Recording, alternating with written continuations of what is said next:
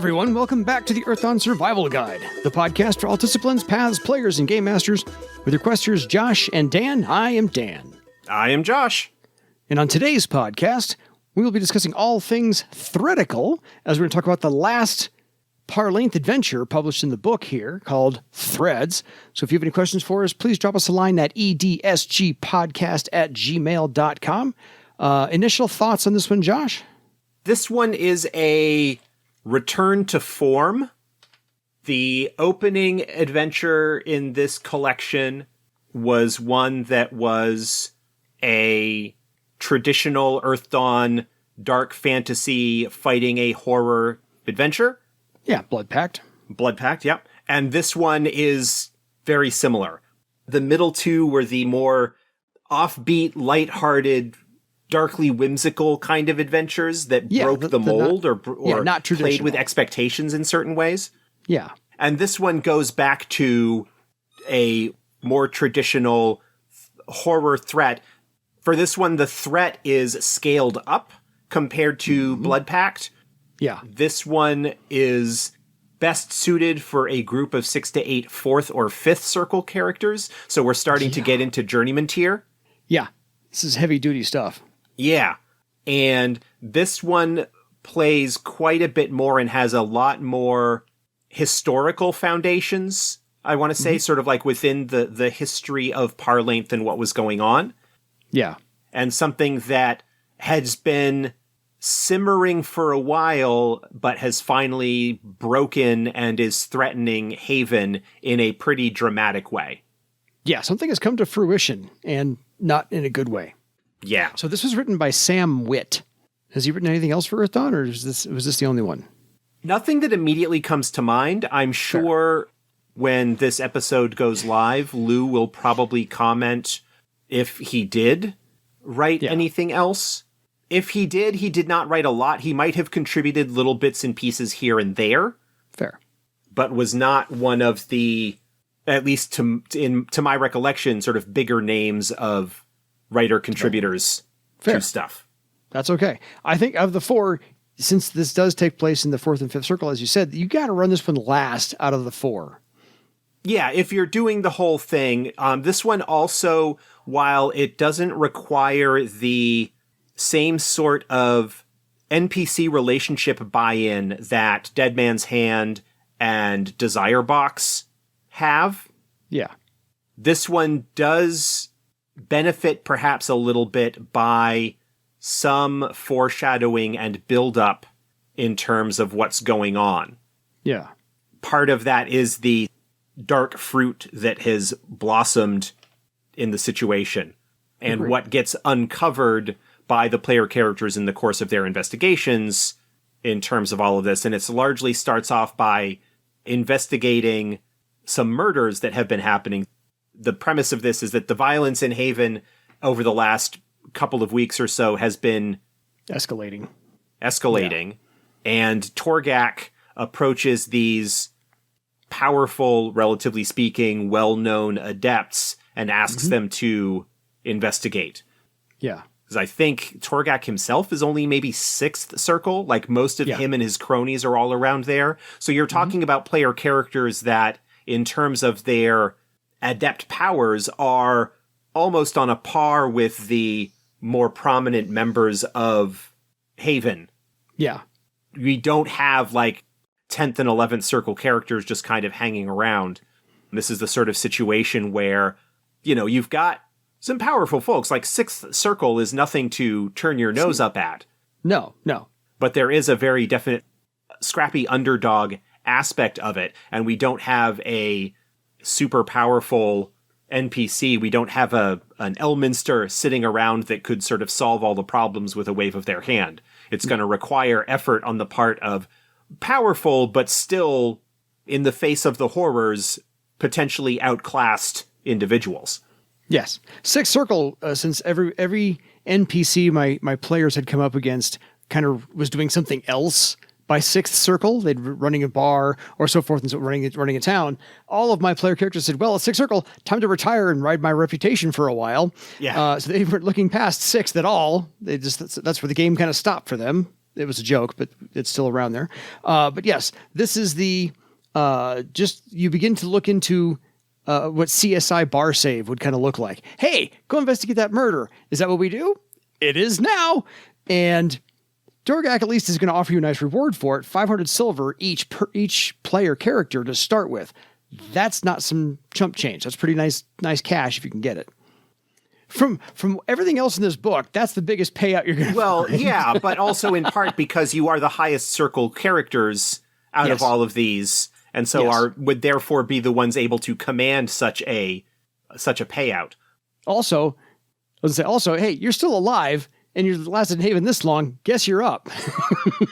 But 500 silver is not going to cover your training costs, say, to go from 4th to 5th circle.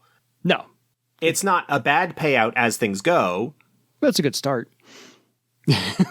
So it's nice to have in there. I like the way the adventure was written because there's a lot of, if they ask this question, here's the answer. And if you want to negotiate with Torgak, here's how to do so. And here's how much more you can expect to get out of him. If you want to negotiate the reward price or the paying price, whatever the case may be, to touch railroady, again, slightly return to form, because once you're approached with, take this on, and literally the next morning is, well, you're not quite sure how to start your investigation. Some kid comes running in. There's been another murder. So, well, I guess we could go get started now. So you kind of answer the question for your party. How do we get started? Here's how you get started. Yeah. It is fairly linear. There's not a lot of variation in terms of how things can progress or resolve. It runs into potentially the problem that a lot of mystery adventures rely on, which is that if the player characters miss the clue that progresses things forward, it can kind of stall things out. And there have been any number of games that have been developed over the past few decades that try and address this problem in various ways. Yeah. This is the sort of thing where if I were running it, you want to make sure that they get the clue. Mm-hmm. Nobody actually fails the perception tech. Like if you have everybody roll them, somebody will roll high enough and you just kind of give the clue to the highest person. That's what I was going to say, is whoever gets the highest, okay, you're going to have to do. Even though your highest numbers are 5, that's going to have to do for this one. Okay, you notice somebody suspicious hanging around that then suddenly takes off. And so it seems like you should probably follow them. Yeah. Yeah. So, I mean, the way it's written, and I applaud Sam for doing this, because it said in your initial investigation, because you're called to the crime scene, and he said, here's how they can divine what's going on. The astral sense spell, which a lot of some disciplines get at 1st circle now in 4th edition. The evidence analysis talent, which archers get at 5th circle, wizards get at 5th circle, gauntlets get at 5th circle, and elementalists get at 9th circle, nethermincers get at 9th circle, and weaponsmiths get at 9th circle as options. Nobody gets them as a discipline talent. I looked up on the Matrix last night. Or you could use a threadweaving talent, because everybody gets threadweaving. So as long as you don't have a spellcaster in your party, threadweaving, maybe possibly, roll that. Or you could use your astral sight talent, which most spellcasters get at 1st or 2nd circle as an option. So those are the 4th edition updates to the listed things here to help you pull off your CSI skills, talents, spells, and whatnot. Or now that awareness is a thing as a talent to develop your perception, would awareness be the nice catch-all if your party literally does not have any of those options? Well, threadweaving. Yeah. There's not a lot of detail on the investigation involved. It is less solving a murder mystery, really, than it is there has been an uptick in the violence. Can you figure out what's behind it? And so you show up at the scene, do a little bit of magical investigation. Mm-hmm. As you're checking things out, you notice this, and that kicks off the series of events that go on after that, where it's then just a pursuit of sorts. Yeah, you're trying to do less Sherlock Holmes solving one murder than you are trying to do the FBI solving a rash of serial killer murders. It's not even that so much, really. Like, it doesn't even get into that level of the investigation. Like, the identity of the victim doesn't really come into play. Not at all. It's a body. I think it's kind of fairly well established, and I don't remember because I have not read this in depth recently. Me either. It's fairly clear that it's not like a single person that is doing all of these killings. It's just there has been an uptick in the violence, and can you figure out what kind of dark magic is behind it? And you see some weird magic, and you start following, pun not intended, but you start following the threads. You start pulling on that and just follow where it leads. Mm-hmm. No, that's entirely it. Yeah. You're not wrong. It's so basically in your initial scene, there's a lot of awareness and perception tests aplenty to see if you can notice what's going on. And the game master may have to cajole the players to use the right talents or suggest this or that if the players aren't coming up with it on their own. To your point, mysteries are hard to run. Yeah. Especially when it's not a mystery game.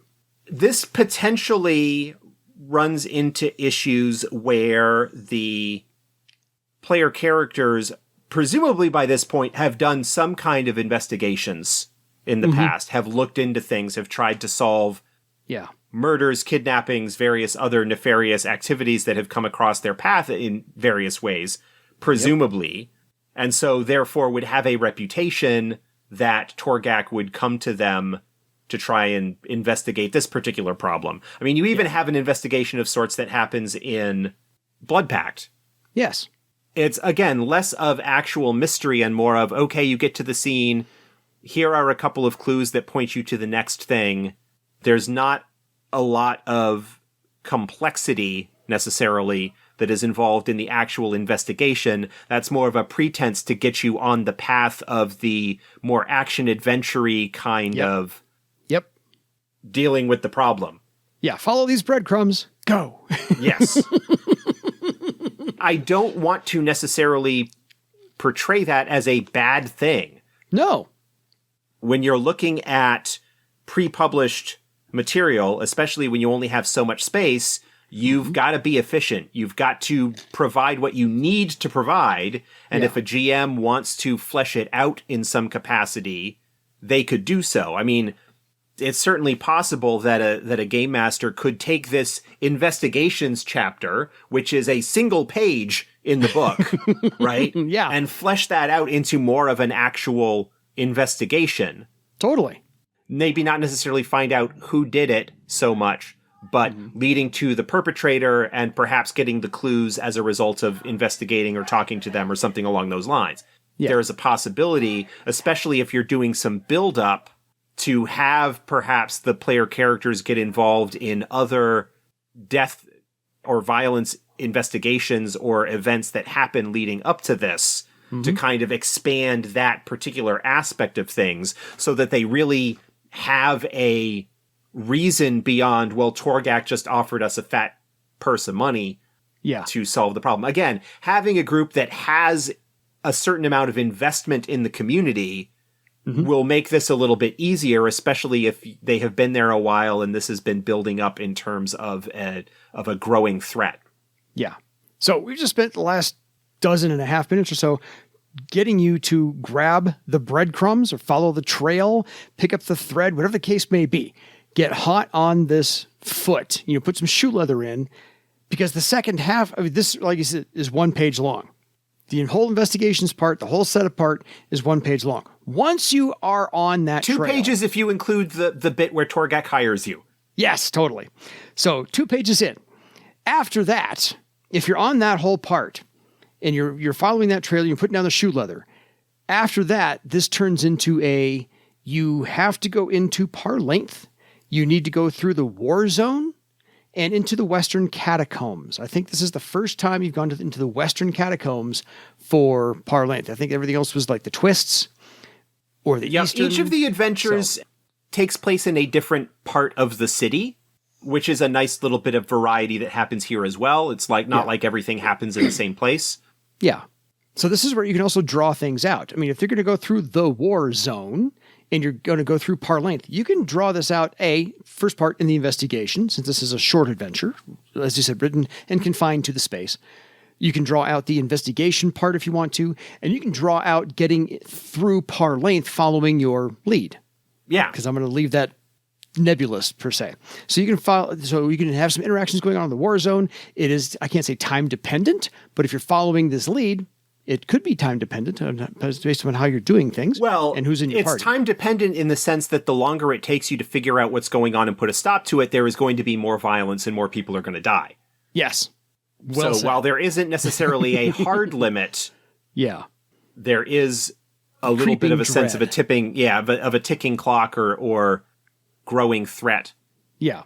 And so eventually you're going to find in the Western Catacombs this group of just this group called the Cult of Pain, where you may be ambushed into action, or if the game master wants to, you can be ambushed. You can just be attacked by this cult, or you come across them and you can decide what you want to do. If you're taking too long, of course, that's what I, as the game master, would say, screw this, I'm just going to ambush you to get you guys to do something instead of, bickering all day long as to what course of action you're going to take.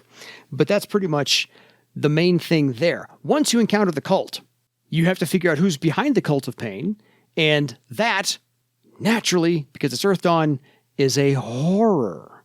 Yes, and this is where we get into the whole background situation of what has been going on.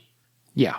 During the Scourge, among their attempts to fight the horrors or find ways to protect themselves while they were trapped during the Scourge, some magicians trapped a horror and were trying to turn its powers to their advantage, doing some kind of experiment or desperate kind of stuff in order to try and protect themselves and keep themselves alive, that locked one of the magicians and the horror into this very long-term duel of wills, where eventually the magician succumbed to the horror, and the two have sort of merged into something that is referred to in this as the Abomination, which is basically a horror that's got a whole bunch of wizard powers. Echoes of Vestraven, honestly. Oh, yeah. In this. What's going on is that the Abomination has been sending out thoughtworms, these tendrils of corrupted magical energy, that burrow into people and bring them into the cult. Yeah. The Cult of Pain being the co-opted victims of the horror, and the increase in violence and so forth is the horror working its will and causing people to go a little bit, to snap and, attack each other and so forth. Agreed. So that's kind of what we find out here.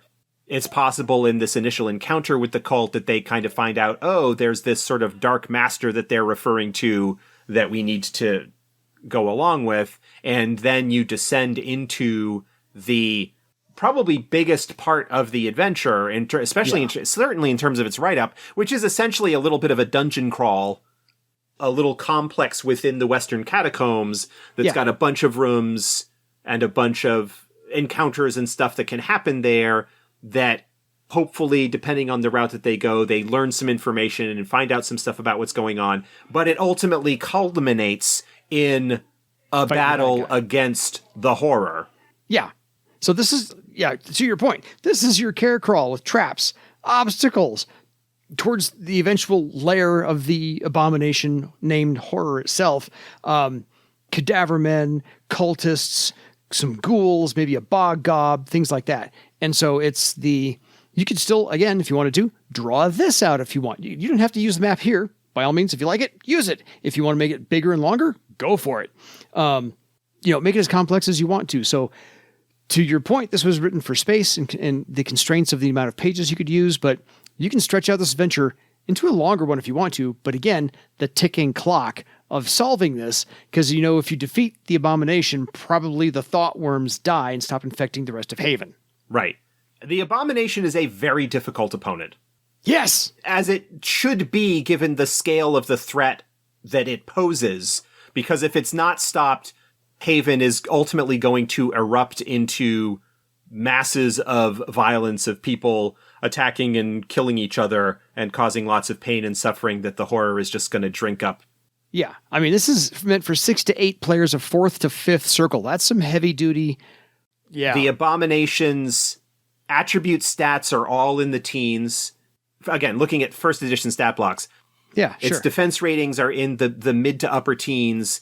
It's got multiple attacks with decent attack and damage. It's got spells. It's got 20 points of both mystic and physical armor. Again, first edition rules make those not quite as scary as they would be in 4th. It doesn't move. It's just in one place. Yeah. And depending on how extensively the characters investigate the catacombs before facing it, they may learn of a weakness that allows them to have it be distracted for a little bit, which gives them some opportunity to beat on it without taking as much of a brunt themselves. Agreed. I mean, yeah, all the physical defense, social defense, spell defense are, 15, 15, 18. Holy crap. 20 points of armor, 20 points of mystic armor, and your death rating's 100. So you're going to be there a while. Yeah. It is a significant fight. And that's not even throwing the fact that you could potentially throw in horror karma on top of it. It's 30 points at step 12. And the spells that it has. It's got the equivalent of Circle 8 Wizard spells. So there's some nasty spells that are in that repertoire. Yeah, up through Circle 8. Yeah, by all means, pick the good ones. So, yeah, as it is, it's a really good short-ish framework that does involve some investigation, but more is a Earthdawn flavored dungeon crawl sort of thing. Yeah. Where you're trying to thwart the plot of the big bad, in this case being a horror that is finally broken free of the constraints that it has been under for decades. Yeah. But it is certainly something that if you have a game that is based in and around Haven, where the group has done other stuff, whether the other adventures in here or ones of your own making, and developed a reputation, you could start laying the seeds for this earlier and build this up as a culmination of an arc of sorts. Yeah. What is presented here is relatively linear in that you are asked to do this thing and you follow it from place to place, culminating in a big fight against a nasty opponent. Yeah. Kind of traditional, but no less cool and interesting because of what's going on there. And the only other thing about it is you don't get to take your time. I mean, you can, but you also know that if you do, other people get hurt, other people get killed.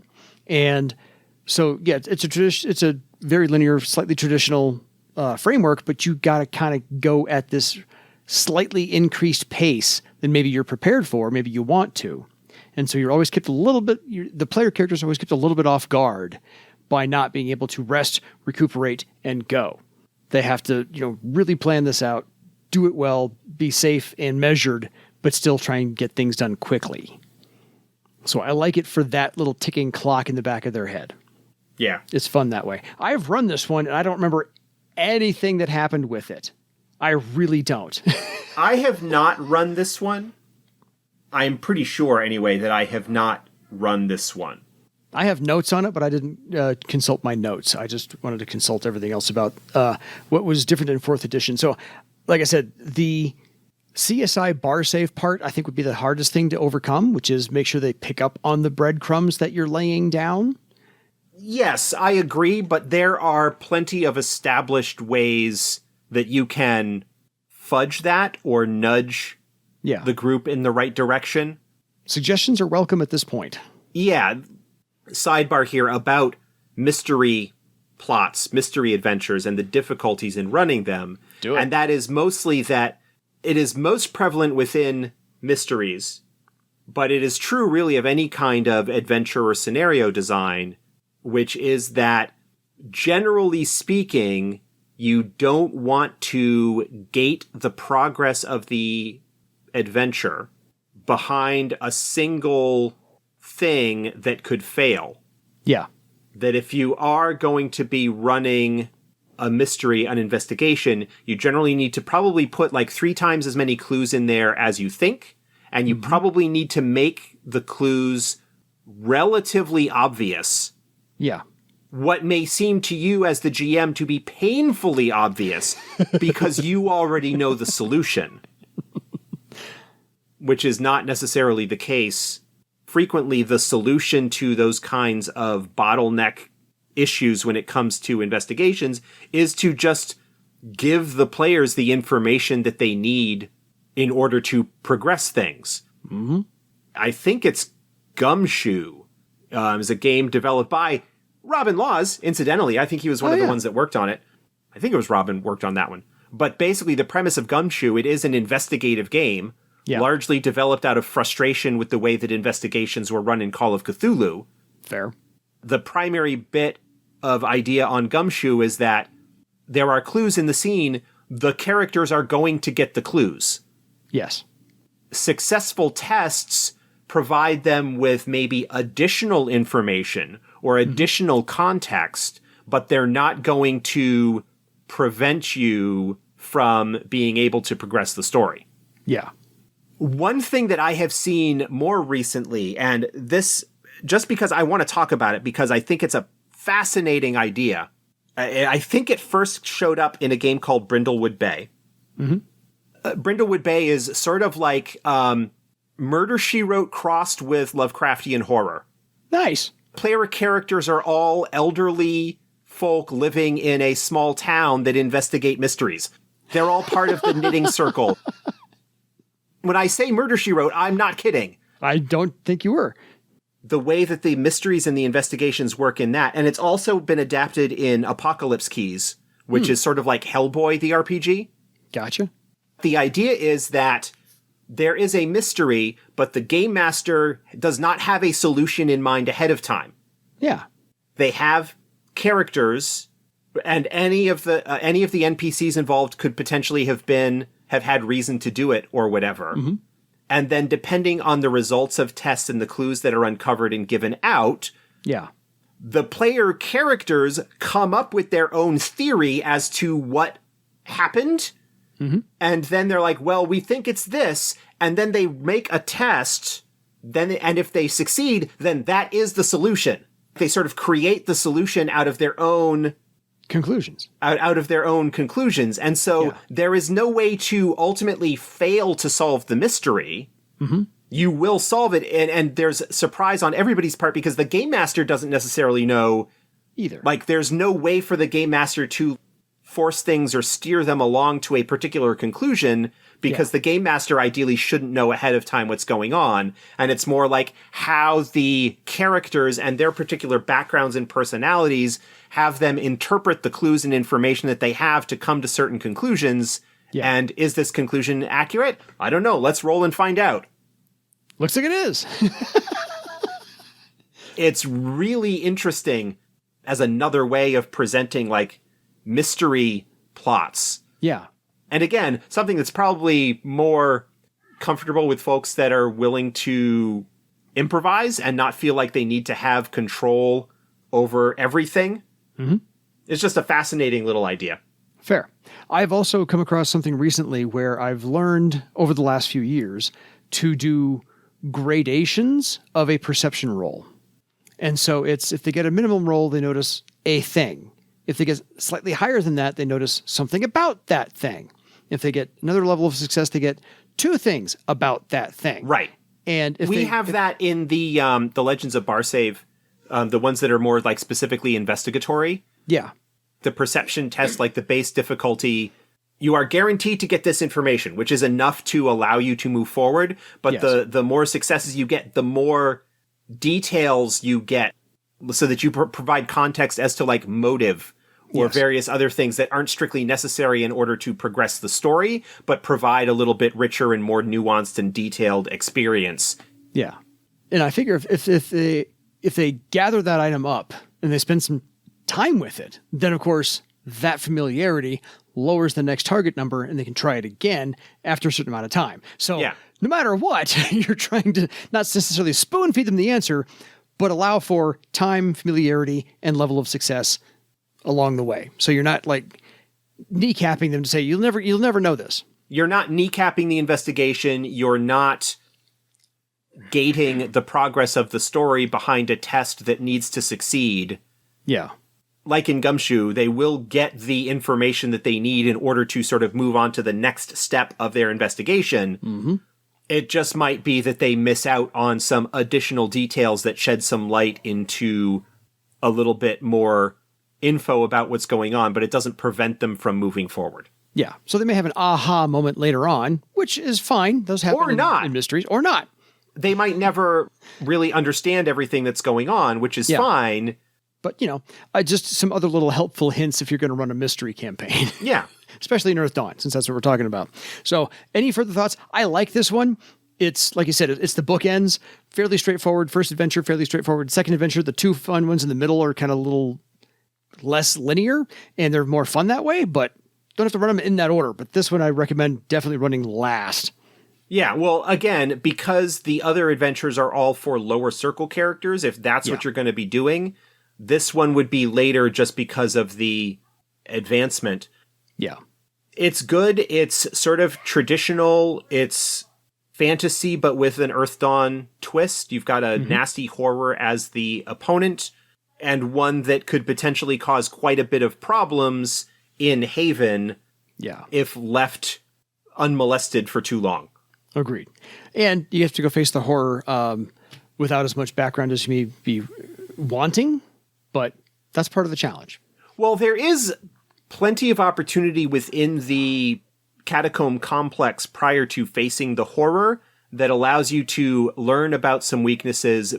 There are some rooms in the catacombs that allow you to get enhancements and stuff that would make the fight against the horror a little bit better, because you are sort of going through the laboratory space that the Theron wizards and magicians were using to try and develop their defenses and protections against the horrors that were trapped there with them. And so you can take advantage of some of those things in order to boost defenses or gain power.